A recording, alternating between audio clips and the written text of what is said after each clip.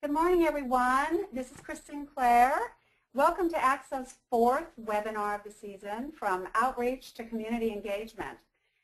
Back in the day, outreach meant to mid-size organizations anyway, getting the band on the bus and performing in a multi-purpose room in a town far from your own. It was not so much about being engaged as it was a run-out. Our speakers today are real experts in the field, having been part of the conceptualization, creation, and implementation, and a lot of shuns, of their work. Ron Gallman has been Director of Education for the San Francisco Symphony since 1983, and he's developed nationally recognized programs such as the Adventures in Music, Concerts for Kids, Music for Families concert series, a New Ears community service project. I don't know about that one, Ron. The pre-concert lecture series, and a TicketReach program. And you should take a look at their website. It's great inspiration. Ms. Valencia started her career with the Pacific Symphony, an organization that I recall in the early 70s made a commitment that all of their programs and services would have an education component. From there, she went to Rochester Philharmonic in New York and has been the San Diego Symphony Director of Education and Outreach, although she's got something to say about that, since 2007. I'd like to remind you all that your phones are muted now. We'd like to ask that you type your questions to us, and Ron and Adrienne will answer them at the end of the webinar. Okay, Ron and Adrienne, take it away. All right. Thank you so much, Chris, and good morning, everybody. As Chris was saying, when I came to the San Diego Symphony, my title was Director of Education and Outreach, and this whole question of community engagement really was brought to the fore, at least in my eyes, because I was at one point surrounded by a number of my colleagues, all of whom had titles of Director of Education and Community Engagement or Community Partnership, something along those lines. And it really made me think about, you know, I'm probably doing work very similar to what they're doing, but yet I still had that sort of outdated or outmoded title that included the word outreach. So it really got me thinking about what is the difference between, or is there a difference between outreach and community engagement? And so it's a great question that I think we can all wrestle with, and Ron and I have certainly been wrestling with it for the past couple of weeks, and so we're going to talk about the difference between the two and how we can all work towards serving our constituencies in a more deeper capacity. Yes, that's absolutely correct, Adrienne. And I think for all of us, some of the questions that we've been grappling with are, what do the terms mean? Is there really any difference between what they mean? Do they refer to the same thing? And this idea is that is one of the terms preferable to the other, and why? I think for all of us, our general context is that we understand that both of these terms refer to ways of serving our communities or providing a service to a constituency outside of ourselves. So in terms of the terms, what is outreach, what is community engagement? Are they the same? Are they different? That's what we're going to explore. So we will dive now into the exposition of today's compositional discussion of outreach and community engagement. And Adrienne is going to be blue, and I'm going to be purple. So Adrienne, take it away. All right. So when you see on the left-hand side the different points that mean outreach, the term literally means to surpass and reach. And like what Chris was saying, how we would, in the past send a ensemble into a school, a senior living facility, something like that. That was how outreach started. It's an activity of providing services to populations who might not otherwise have access to those services. Outreach is done for the community, and it keeps the outreacher, or in our case, the symphony orchestra, at the center, reaching out to the periphery to support those deemed in need of service. So with community engagement, whereas outreach, we think of outreach as being an activity. It is a program or a service that's provided. Community engagement also provides a service, but what's important about community engagement is, or what is as important, is the process that you use to create the particular service. So the idea of community engagement then has the connotation of working with groups to address these issues. So once again, the difference then is instead of, in our case, the symphony orchestra being at the center, creating programs that then are dished out, if you will, community engagement looks at the orchestra in a relationship with the constituency that's being served and working with that constituency to both talk about what kinds of services can be created that will be mutually beneficial. So there's the idea of community engagement being done as something not just for the community, but as importantly, something that's done with the community. And at the bottom of this slide, you can see that, once again, so while we are talking about both terms referring to ways of providing service to a constituency, there really is a difference in connotation in terms of how we approach the constituency and how we approach this idea that we want to provide a service to a constituency. I'd like to draw everyone's attention to the little blurb at the bottom. These were excerpted from a recent book by Doug Borwick called Building Communities, Not Audiences.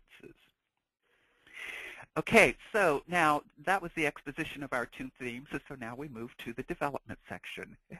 And for the development section, I think that we wanted to look at the idea of really why does it matter which term that we use. If they both essentially refer to the same thing, it's just maybe a difference of approach. Why does it matter? They're just words.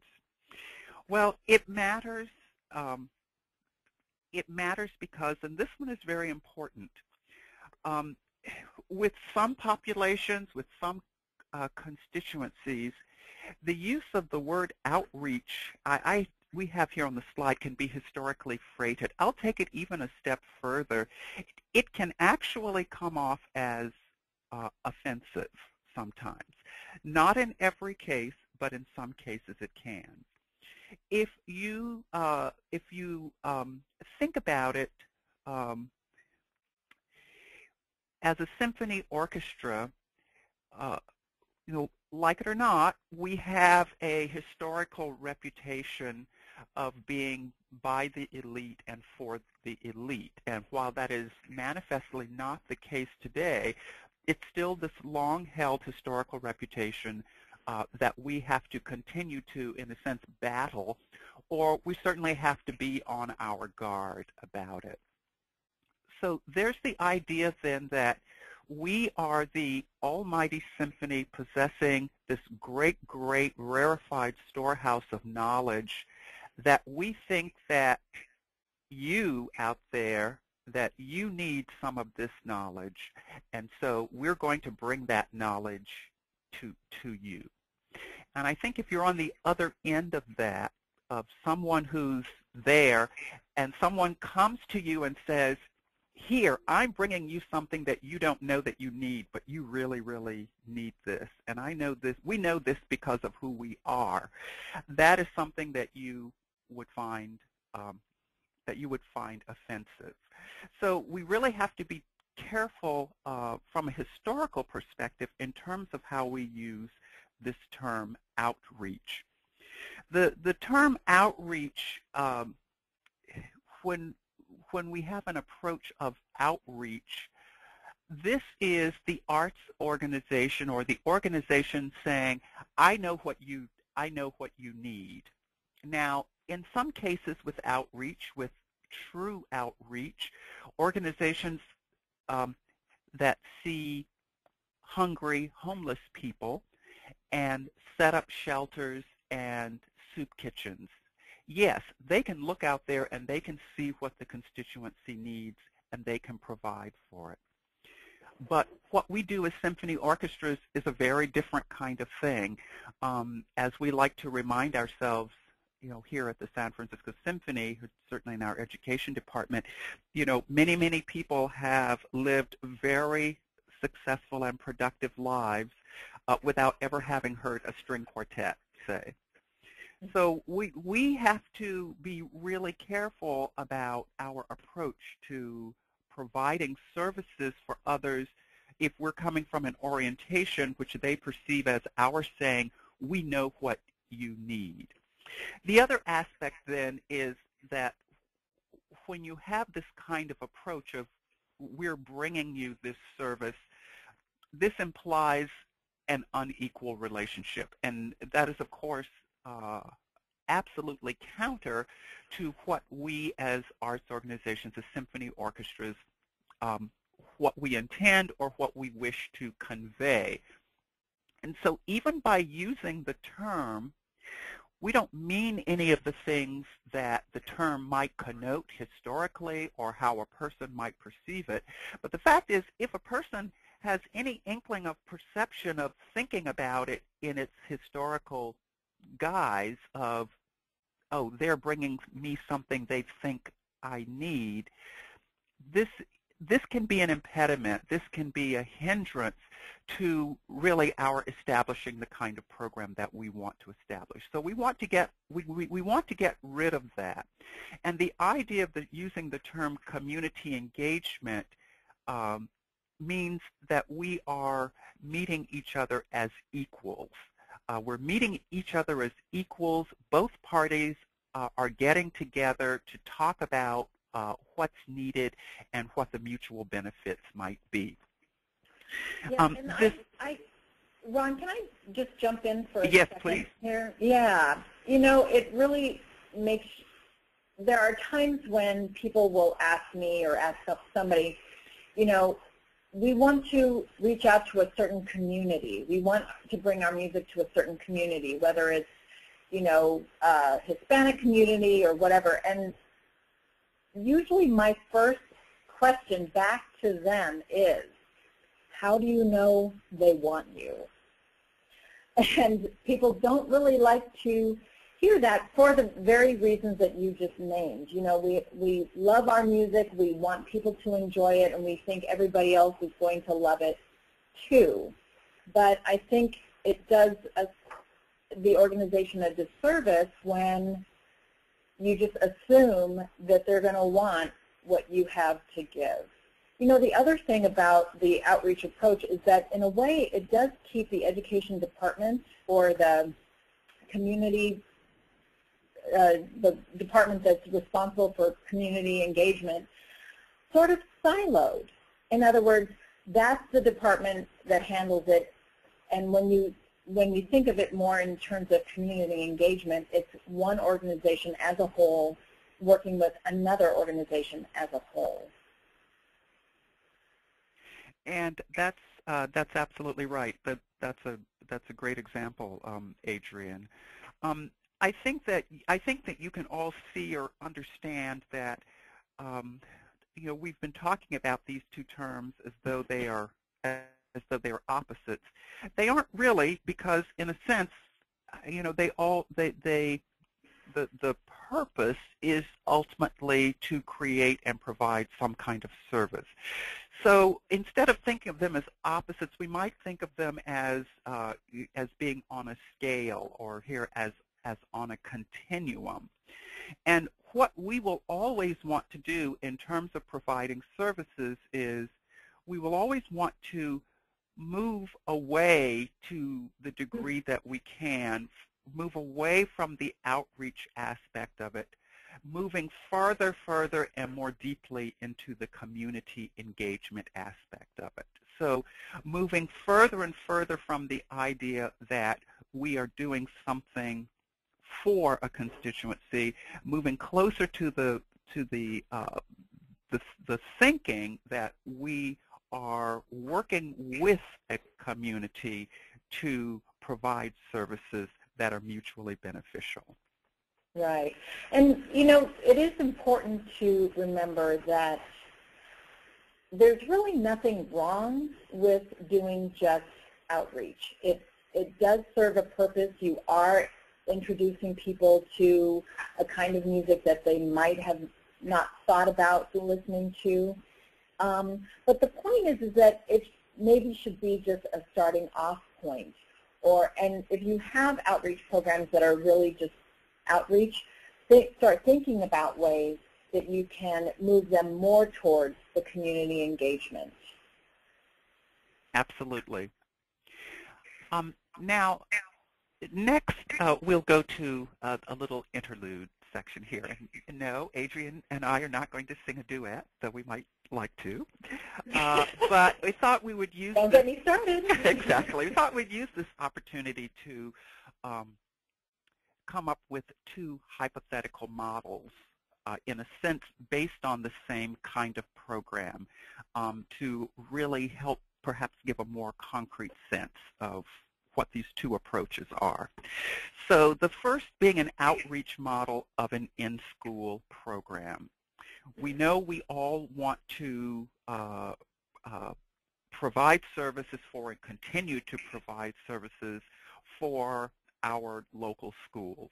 As symphony orchestras, we indeed possess a certain kind of knowledge that we know that it is important, that we feel it is important to purvey. We understand the importance of music in young people's lives. So the idea that we would want to use our expertise in the world of orchestral music and symphonic music, that is absolutely correct. We commit ourselves to providing services to our local school district with the knowledge that we have. So we sit down and we set about creating a really, really wonderful program. The education staff gets together. Maybe the conductor who conducts your young people's concerts sits in on it. Maybe your artistic person sits in on it. The orchestra personnel and operations have a hand in it.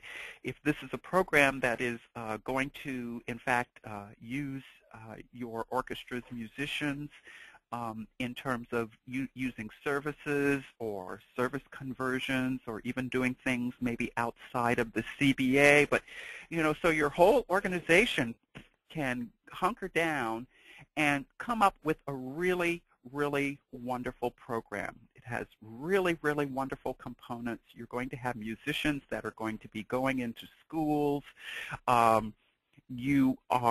You've worked out what these musicians are going to present. You've come up with a way so that the presentations are sequential. You've done a great job. Now it's time to take this program to the schools. So you've created this program. Now you're going to reach out to the schools to let them know about it. So you go out to your schools, and I'm relating this as an anecdote, but it is actually based on true stories that I have heard more than once.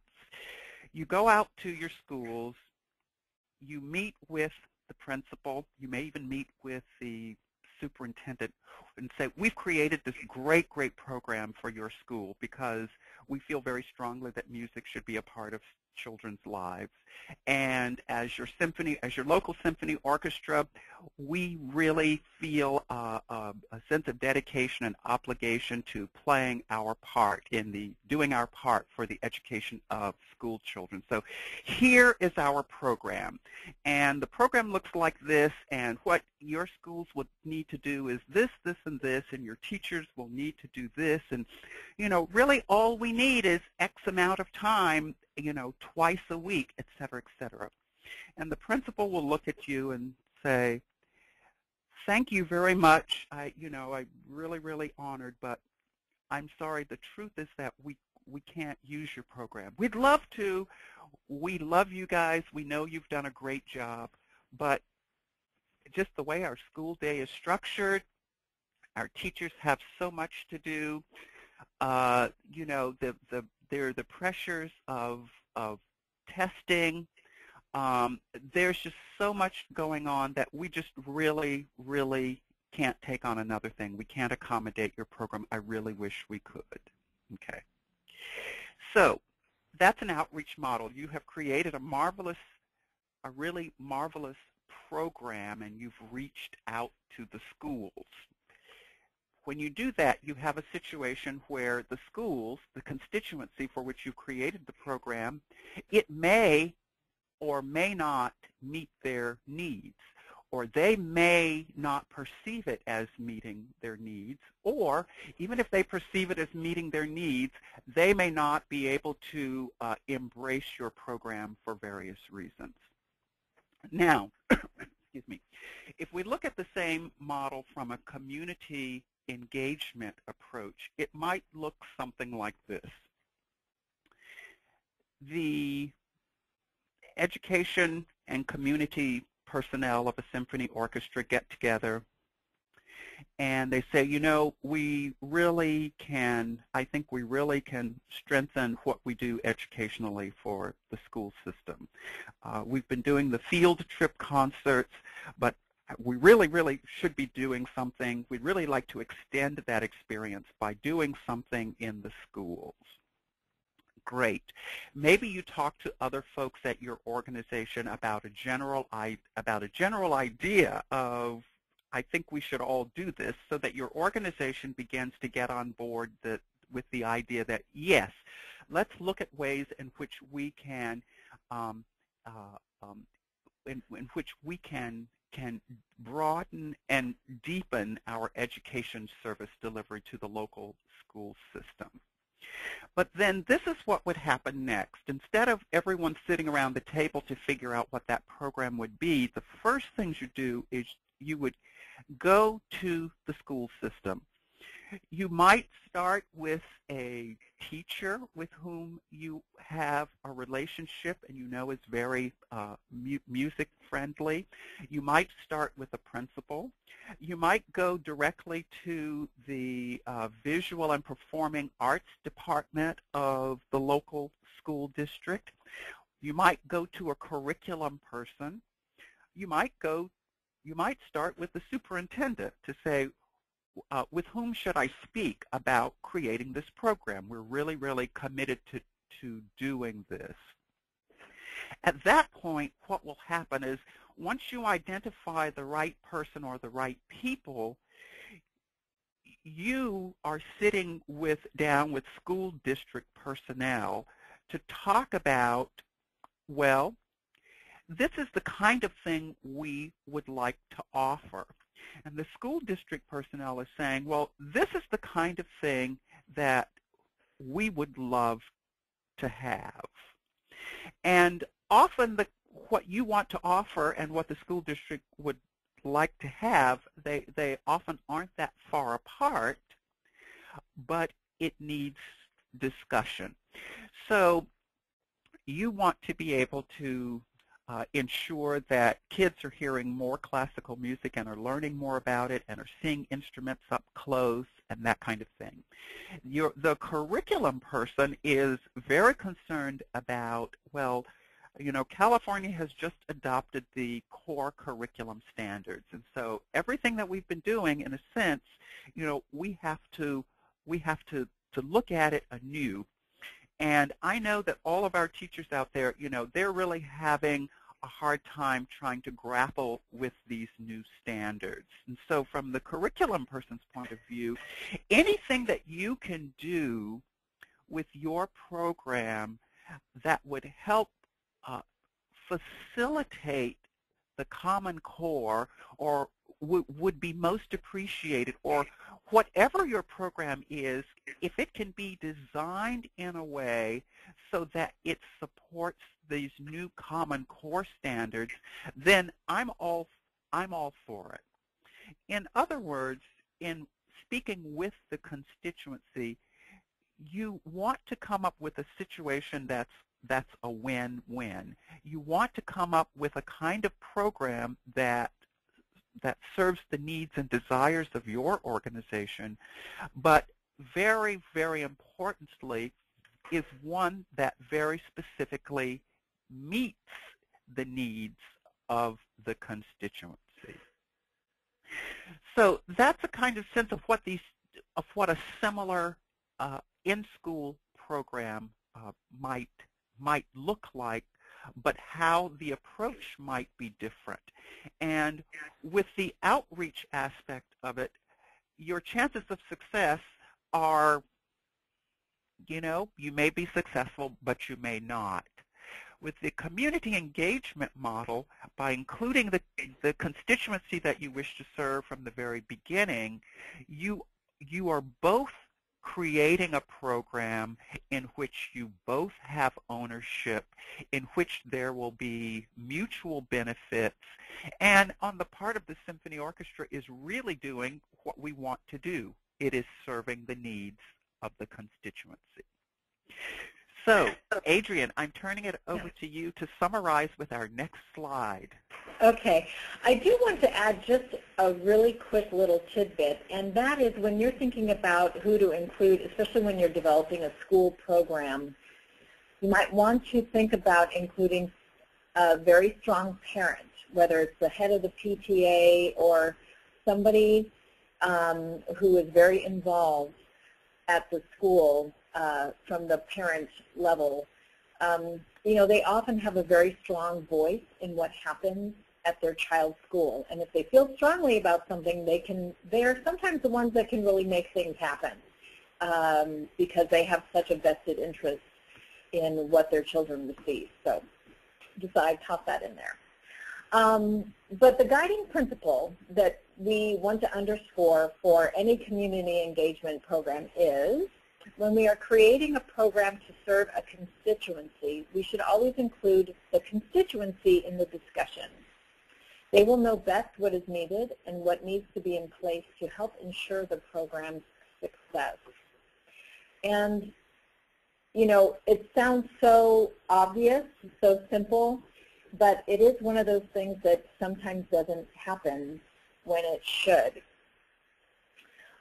The other thing is that when you have a community engagement program, it usually goes from one year to the next. In other words, it's not just what we usually call drive-by. It might go from one year to the next, and so the host venue should be able to give feedback, or there should be like an end-of-year discussion about how things go, so that for the next year you can make little tweaks in the program and make it even stronger based on input from both sides. Yes, I second all of that.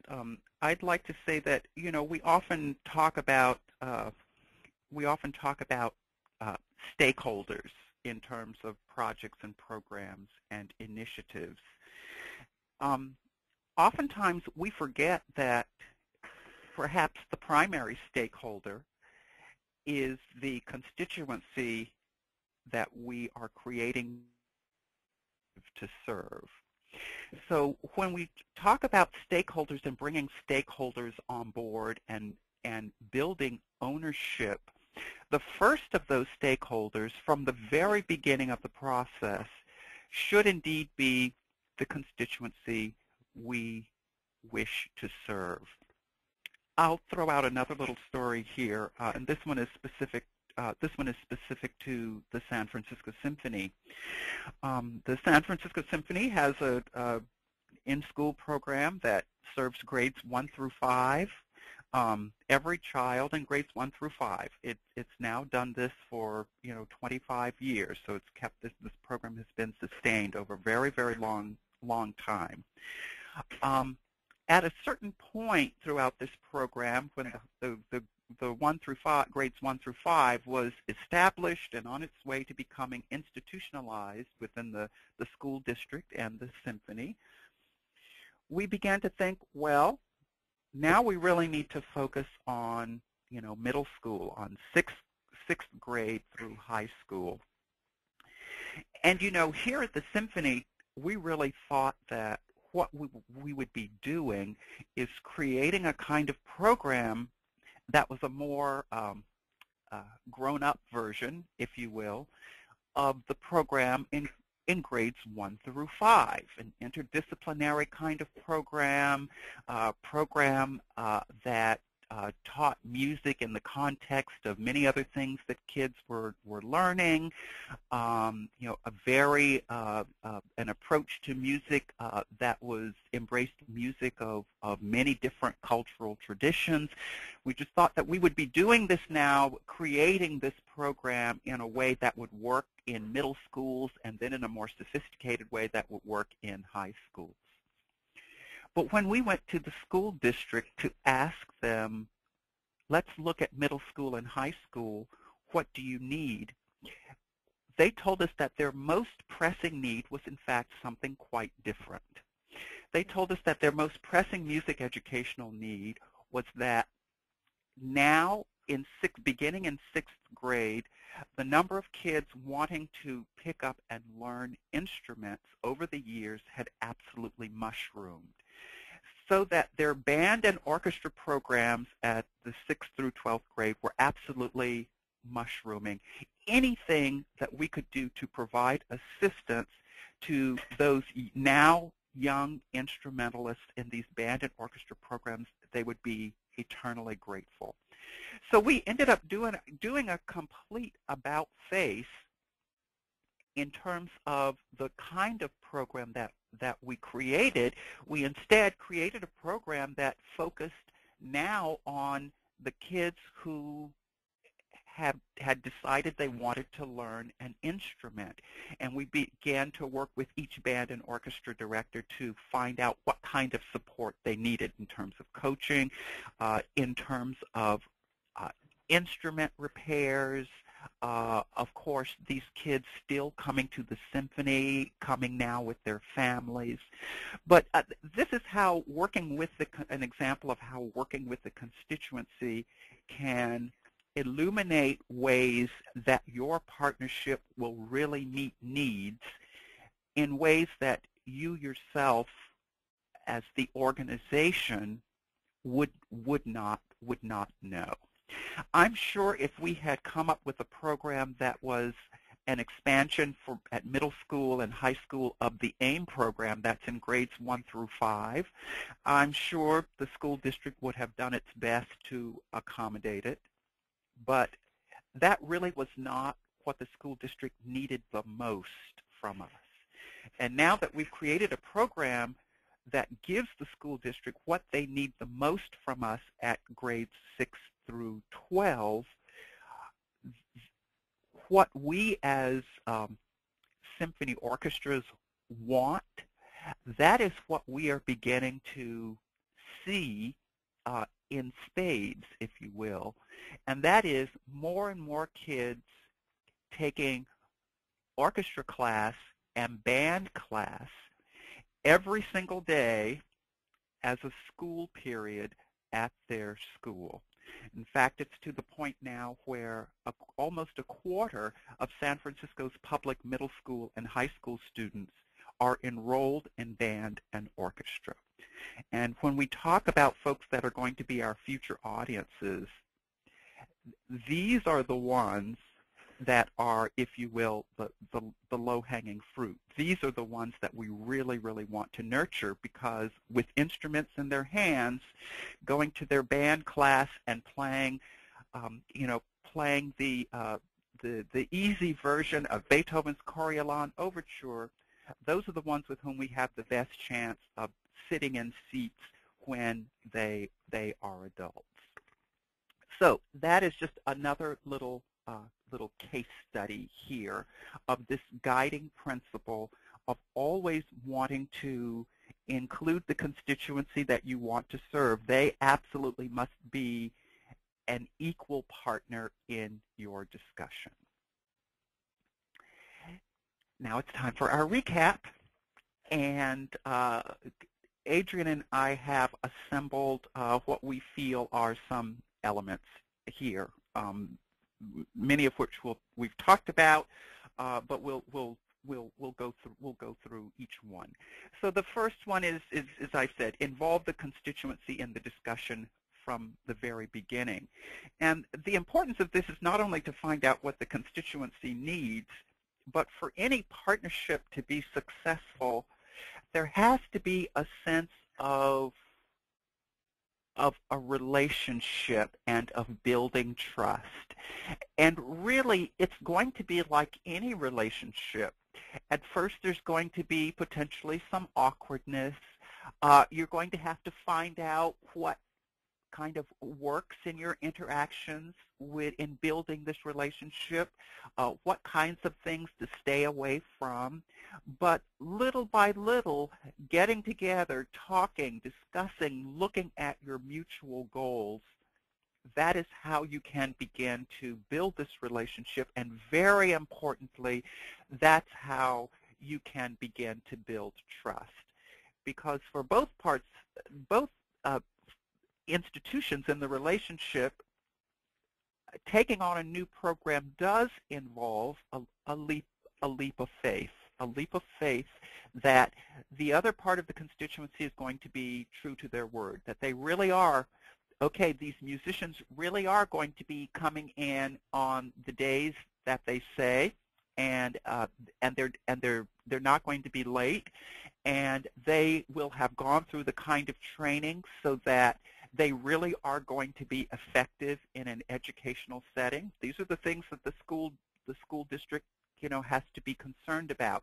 I trust the symphony that the folks that they send in are going to be really, really good, and that the reading hour that I am delaying today is really going to be worth it because of the presentation that they are creating.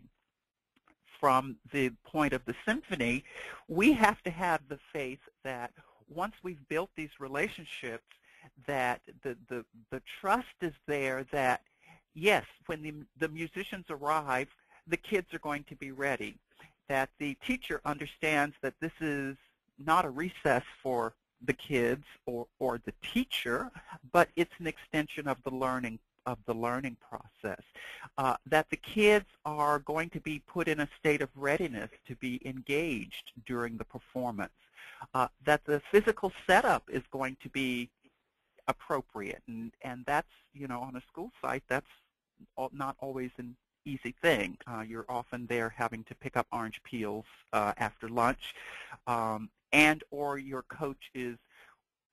instrumental coach is working with the section of kids, in the boiler room. But you're going to roll with this, and with the trust that the school is doing the best it can. So that's the first point. The second point of involving your entire organization across all departments is very important. And Adrienne, I'm going to turn this over to you. You were saying something very wonderful about these kinds of programs not being siloed in our organizations. That's right, because you want to develop a program that is organization with organization. It is important to include other departments when you are doing the initial stages of the planning. And that means maybe folks from the PR department, so that they know how to talk about the program to the press, should it involve any press. It could also include the development personnel, so that they understand the goals and intents of the program. They know the various funding opportunities. Maybe they could match up a funder with the program and make it, help achieve the bottom line success as well. There are all kinds of ways that you can involve the various departments of your organization, perhaps certain board members. So just be thinking about who should know the information and how best to involve them.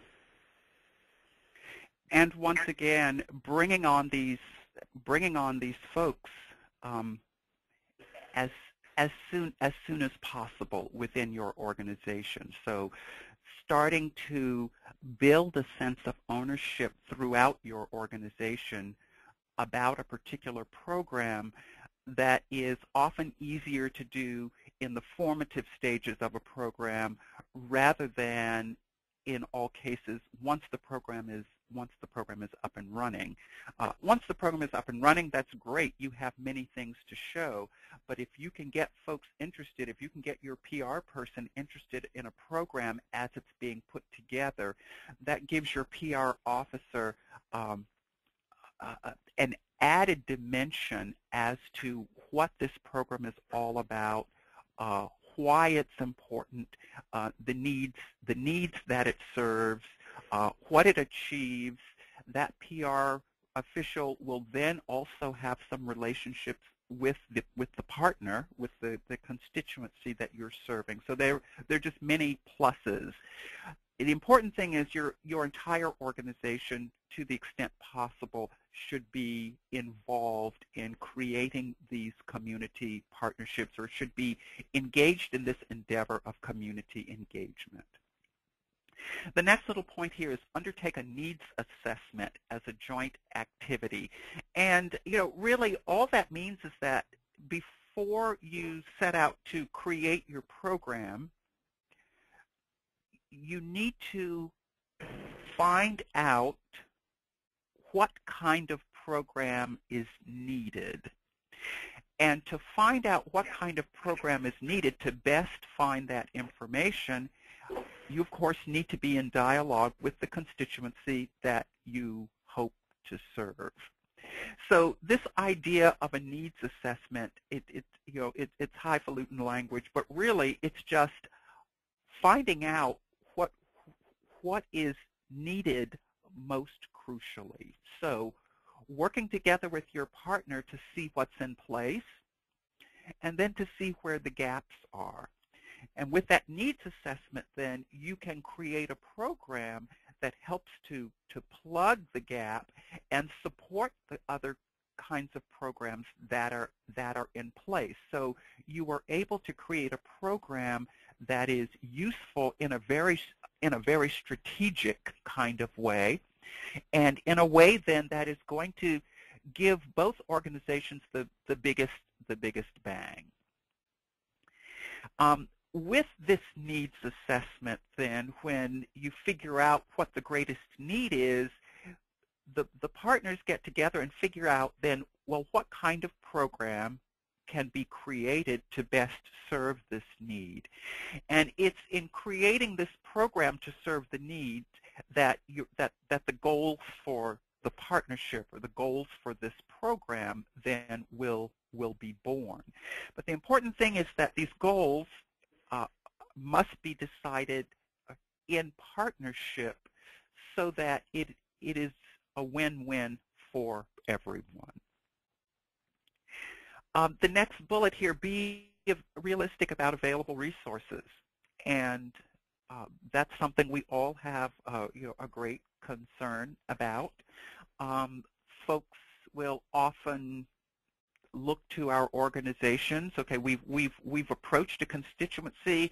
Let's get together. Let's talk about what kind of project we can do together. And your potential partner may have all of a sudden stars in their eyes because, wow, this is the symphony, and they have money, and that means we're going to be able to do this, this, and this, and we're going to be able to do this, and I'm sure they can get us a really nice piano, and et cetera, et cetera, et cetera. Ron? Yes. May I ask a question? When we talk about resources, yes. Could it also be the resources of the organization? Adrienne has an interesting situation whereby her musicians, it's written into their collective bargaining agreement how many hours they give to the community engagement programs. Adrienne? Right. Absolutely. So by available resources, we mean anything that either side can bring to the table in terms of money, in terms of hours, in terms of musicians and what the musicians contract might or might not allow. When we sit down at the table with our partners, we have to be absolutely upfront about these kinds of things. Well, this is what we can do.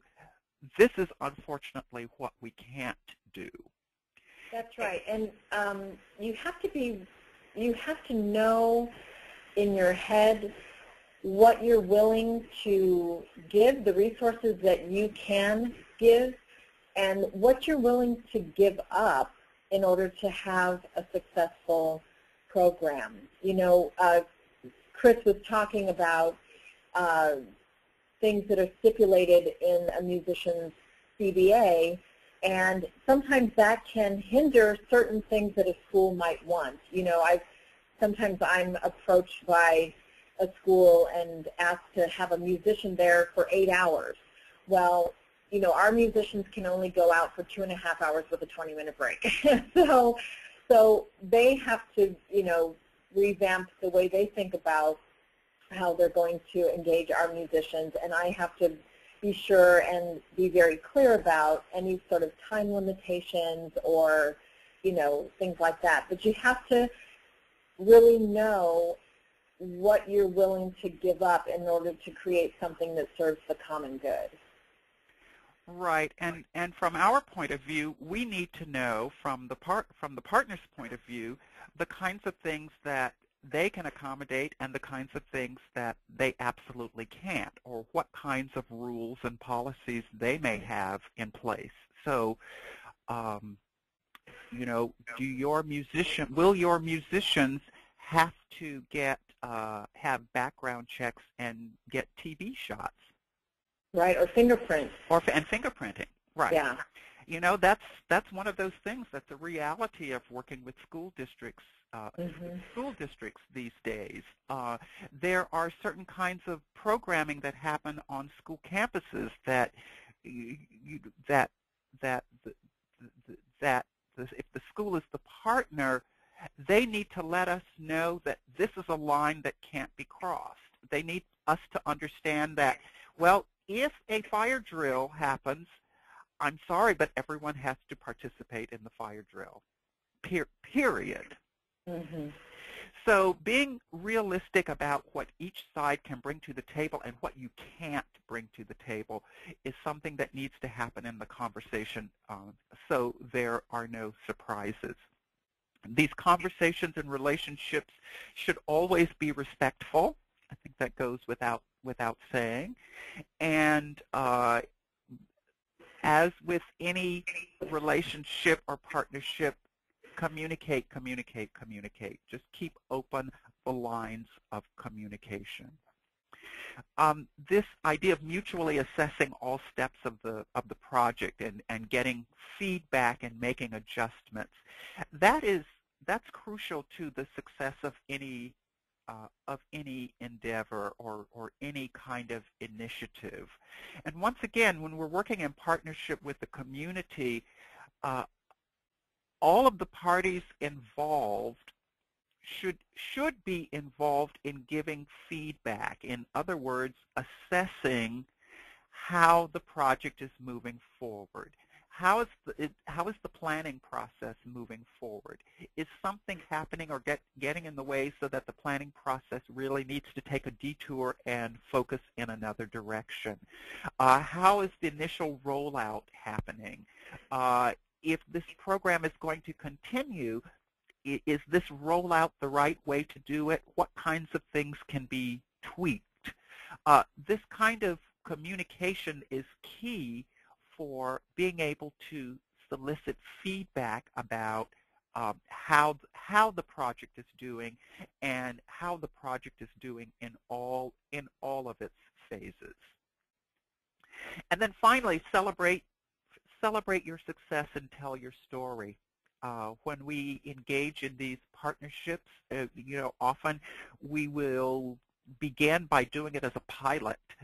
When you do something as a pilot, when you call it a pilot, you're giving all parties, you're giving yourself the permission to look at it as a test, to see what's going to work and what's not going to work. And the things that don't work are then things that you can look at. How are you going to revise? How are you going to fix? How are you going to jettison? How are we going to make this go in a slightly different direction? But you are giving yourself permission to do that. But with any pilot, something really good is going to come out of it. And that's the part that you want to celebrate. That's the part you want to let everybody know about, because that's providing the foundation for the continuation of this partnership and the continued evolution of this wonderful sense of community engagement, that you have developed with the constituency. Okay, we're at the coda, and Adrienne? All right. Are there any questions, Chris? Yes, there is a question. I have one quickly. Do you all have contracts with your various schools or partners? I mean, a proper contract.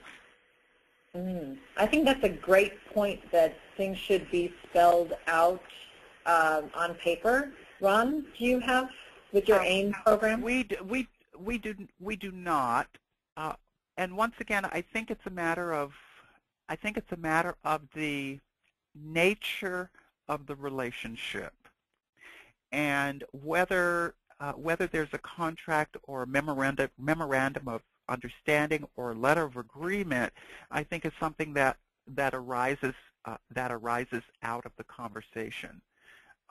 There are some community programs for which there is a kind of memorandum of understanding that lays out what each partner will bring to the table. There are others where that doesn't exist, because in our conversations we felt that it simply wouldn't be appropriate and with the trust that has been built. In a sense, we feel that coming up with a contract could be seen as a violation of that trust. So it's a case-by-case basis, but I think in situations where you can solidify or concretize things by some kind of letter of agreement, either informal or all the way to being a very formal contract, is something that needs to be determined for each partnership. I think it would be a good idea, and probably something that you would talk about maybe up front, how you're going to go forward, and what the understandings are. I can see how these things might go a little crazy if you didn't have some kind of arrangement. I don't know if everybody knows they can type in their questions. There should be a little control panel that you see on the right. I see that We do have one question from David Colburn. He's with a smallish organization in North San Diego County. He wants to, can you all give some examples of successful middle school programs? Any off the top of your head you could think of? Well, I think, you know, for me, I think that you would need to, you'd need to talk to a lot of different orchestras, and you'd need to talk to a lot of different middle schools to begin to see what some kind of models are. You know, I've already told you that here at the San Francisco Symphony, our primary program for the middle schools, based on the request of the school district, is in fact a program that serves middle school bands and orchestras. So it's not something that serves, quote, all of the middle schools or students in all of the middle schools. And so I think that wherever you are, for all of us, if we are looking at creating a program for a particular age group, for a particular school group, I think it's important to begin to talk to someone who is involved with that particular school group to really begin to find out the kinds of things that they might like to see, or the kinds of things that they think would be very useful for their students. So, well, and frankly, at the middle school level, you could even do a focus group of middle schoolers, because yes, you know, they're at an age where they can communicate really well, and so just doing some sort of focus group might really help to figure out what their needs are, what their desires are, and how can you best meet those. I'd say some other methods might be, you know, talk to someone in different disciplines in middle school. You know, middle school, of course, begins to create a challenge in that students are not with a particular teacher all day long. They begin to move around to different classes. But in a sense, that can be a real opportunity, because you may find that it's the social studies teacher who is really, really interested in infusing music into the curriculum. Or you may find that it's the English teacher in trying to meet Common Core standards who really, really sees a role for music to come in to help deal with the idea of emotion and speaking, communication, the kinds of things that music can help convey and make more tangible to students in terms of what students are supposed to learn. The truth of the matter is we can look out there at other orchestras and to see what kinds of programs exist in middle schools, but to find out what's going to work best in the middle school, with the middle school population that you wish to serve, it's absolutely crucial that you begin to have a dialogue with that middle school. Absolutely. Thanks, Ron. Thanks. Ron, do you and Adrienne see the next question? Once a program is up and running, how often do constituencies meet to tweak? For example, Ron, can you give an example of AIM updating for more outreach into community engagement activities? Okay, so how often do you need to tweak? I would say that you need to tweak as often as you and the constituency that you are serving feel that you need to tweak. Now, that isn't really answering your question, but I guess what I'm getting at here is, if you're keeping open lines of communication, open and honest and trusting lines of communication, you're going to know the things that are working really well and the things that aren't working well. And so I think it's a matter of using that information to figure out what needs to be tweaked and when something might need to be tweaked and to what degree it might need to be tweaked. And how easy it is to change it midstream versus change, waiting for the whole year to go and then, because some things are easily changed right away. So I'm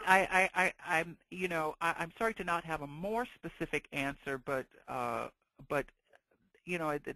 think as Adrienne said, you can look at things to see if things can be tweaked as the program is up and running, or if indeed they are things that need